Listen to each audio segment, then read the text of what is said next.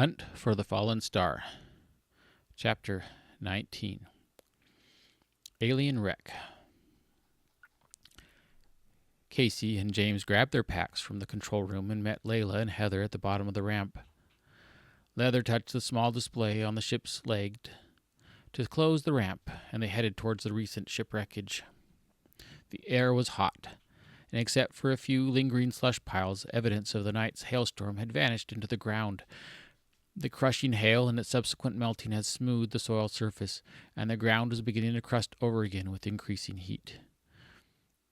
By the time the half-mile hike was finished, sweat streaked their faces, and the ground crunched underfoot. In front of them, the wrecked spacecraft loomed larger than expected. A massive trench, abusively carved through the barren landscape, trailed the crash and severely scarred the land. Mountains of dirt, rock, and debris were heaped around the forward sections of the wreck. Parts of the outer hull were stripped off and strewn along this trench, and the lower levels of the ship had compacted into the middle. The upper decks had only partially collapsed, crumpled inward like an ugly accordion. Wide swaths of the ship's hull had blown out from the explosions, and smoke had streaked the remaining ship's skin with grays and black. The carcass of the spacecraft was over 1,500 feet long and 2 football fields in width. The partially intact upper levels towered 100 feet above the trench. The bridge section sat on top, with one side blown off. Towards the bow, the 3 red-colored slashes on the side were halfway buried and ripped apart in the crash. Through the smashed and partially exposed hull, the large center space appeared to be an empty cargo bay. They walked along the left side of the ship towards a gash that promised entry through the hull into a less damaged section. Small piles of icy mud retreated into rapidly dwindling shade, whilst daylight crossed into afternoon. Just above ground level, light pierced through a gash into an empty room whose interior walls were partially buckled. Across from the outer hull wall, a bent doorway opened into a dimly lit corridor. Anyone not wanting to explore a crashed alien ship with questionable structural integrity is welcome to stay out here, announced Casey while he and James studied the interior. Heather's brows raised. It can't be much worse than almost being buried in an ancient pyramid. It's probably safe enough, said Layla. If it wasn't, it'd probably already be down. James pulled himself up and through the slashed opening. Heather frowned slightly, while her eyes jumped across sections of the hull. Do you think anyone survived? I doubt it, replied Layla as Casey climbed in. Unless they left in an escape ship, I doubt any living thing could have survived this impact. James and Casey helped pull Layla and Heather up the short distance into the room. Flashlights were taken out of packs before they entered the passageway. In the corridor, they headed right, towards the ship's aft, where the damage was less severe. Dying amber-hued lights cast a pale glow every 50 feet. Intermittent daylight squeezed through slivers or flooded from large glass slashes in the outer hull to partially illuminate the hull and exterior-facing rooms. Originally, the corridor had been about 10 feet high and wide. Now, every wall was bent, angled, or buckled. Breaks and tears in the left wall opened into the large cargo space where streams of light revealed emptiness. On the right, the exterior side, they passed several doorways whose large metal oval doors had been violently ripped from their hinges. The collapsed remains of bunks were in several rooms, their bedding trashed and scattered. They entered some of the bunk rooms to examine storage compartments that lined the outside walls, but the severe damage left them inaccessible. In one room, Heather picked up a coarse blanket and immediately dropped it like it had burned her and stifled a dry heave. Ugh, it smells awful.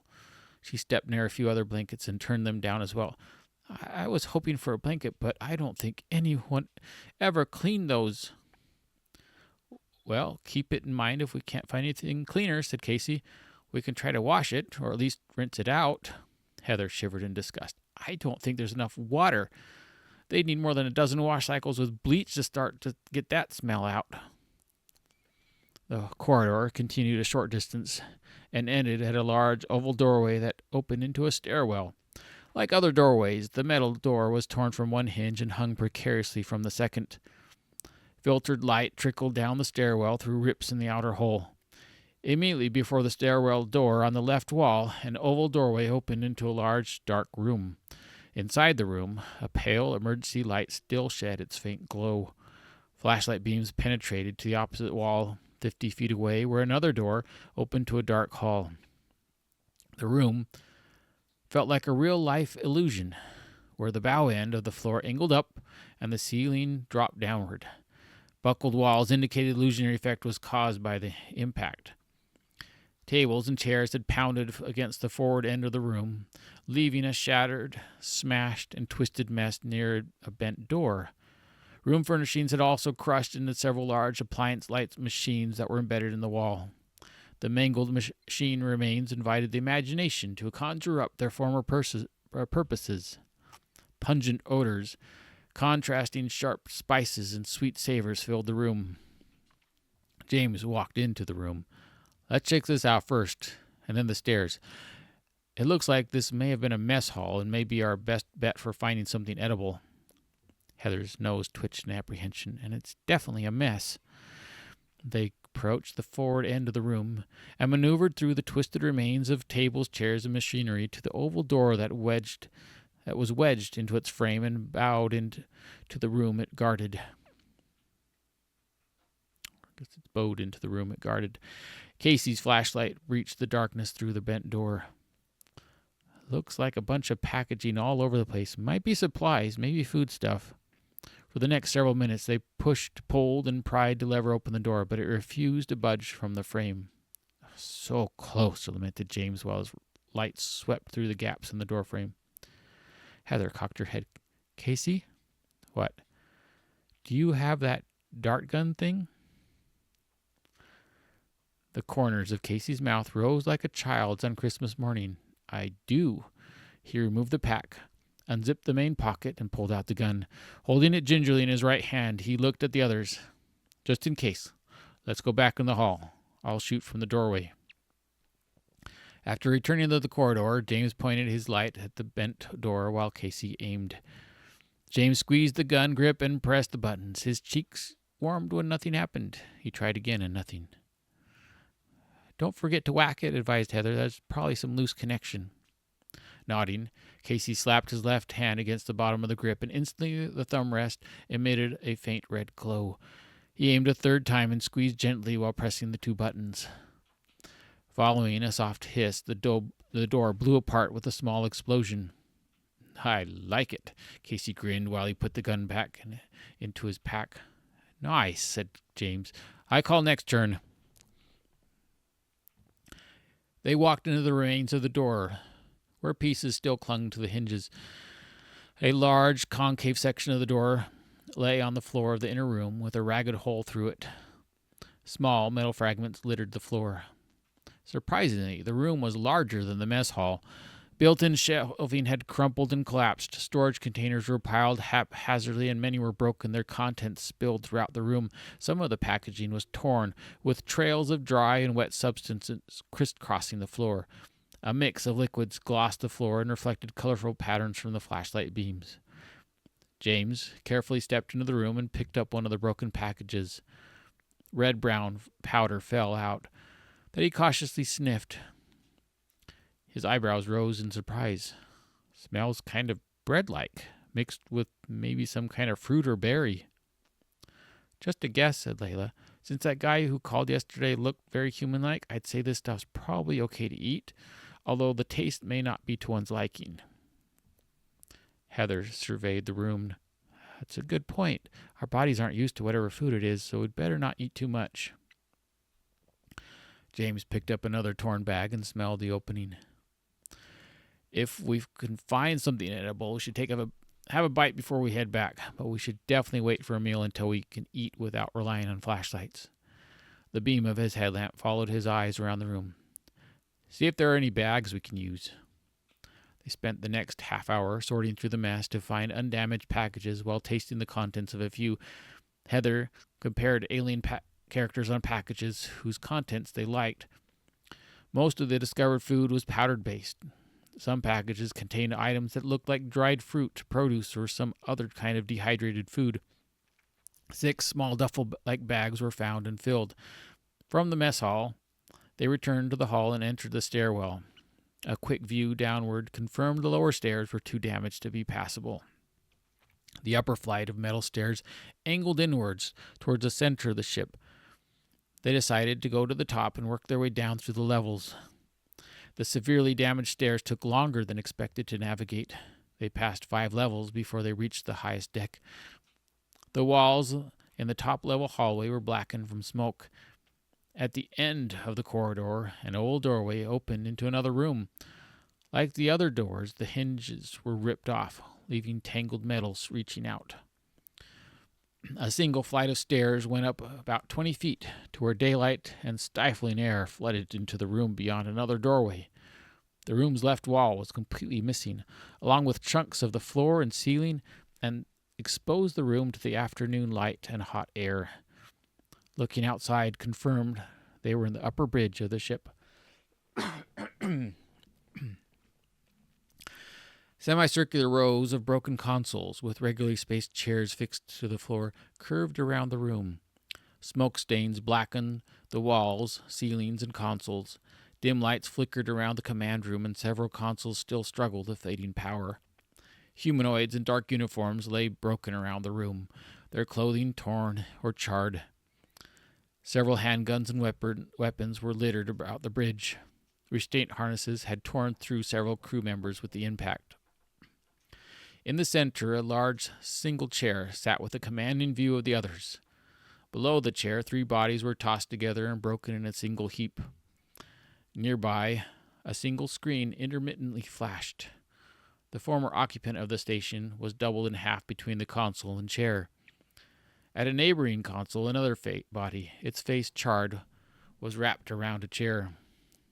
Casey pointed at the flashing screen. "Wait, what was that?" 3 images flashed across the screen. "Is that our ship?" The others came over.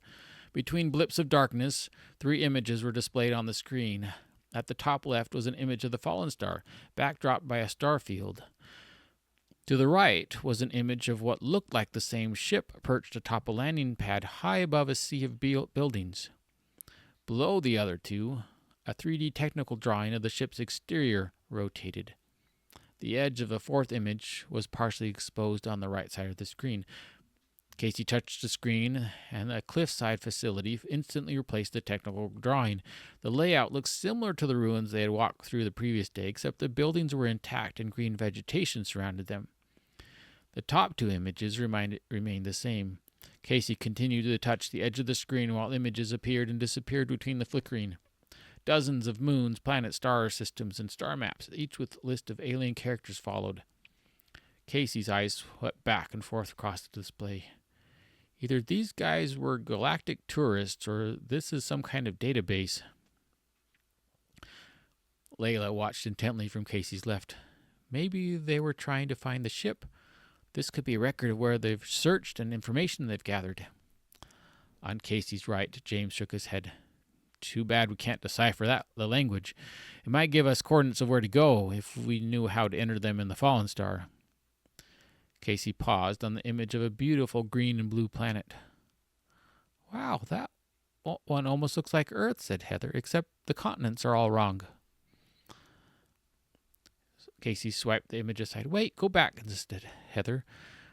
"What?" asked James as Casey swiped back to the previous image. Heather's eyes shot across the screen and then nodded. "They are the same." Casey shook his head. "I have no idea what you're talking about." "The characters," said Heather, pointing first to some characters in the lower right, next to the planet, and then to some characters near the image of the ship on the landing pad. "They're the same." James shook his head. "Good eye," he complimented. "I would have never seen it with the flashing. But what do they mean?" "That I don't know," sighed Heather. "But since they're not on both the ship's images, maybe they're the name of the planet, or someplace on the planet." "Maybe the top left image is just a screen capture of us, and they were using it to compare to their database," suggested Casey. He digitally flipped through more images and more pictures of the same green-blue planet appeared in succession, followed by several of a large, sprawling city. A text-based screen filled with alien characters came next.